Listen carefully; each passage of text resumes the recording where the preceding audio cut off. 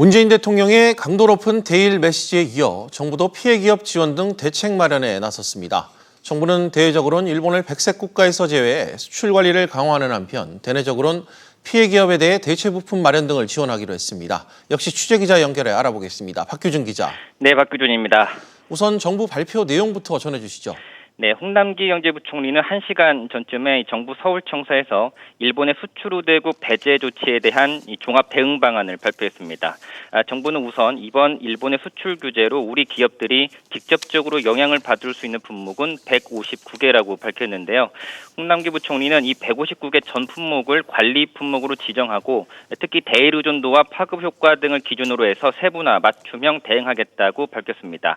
또한 홍 부총리는 우리도 일본을 백색 국가에서 제외해서 수출 관리를 강화하는 절차를 밟아 나가겠다고 경고했습니다.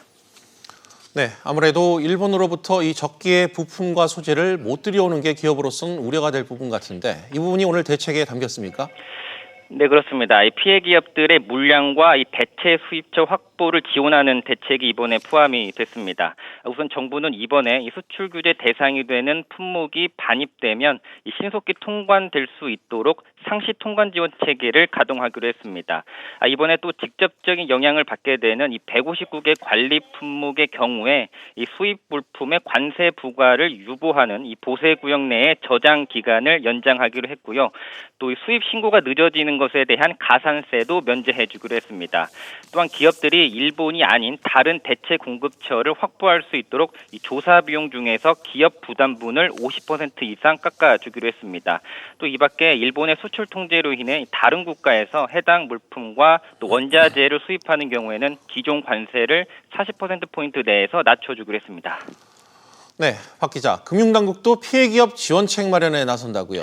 네, 맞습니다. 금융위원회는 내일 이 산업은행과 기업은행 등 국책은행과 시중은행들, 은행장들을 소집해서 피해 기업들에 대한 금융 지원책을 발표하기로 했습니다.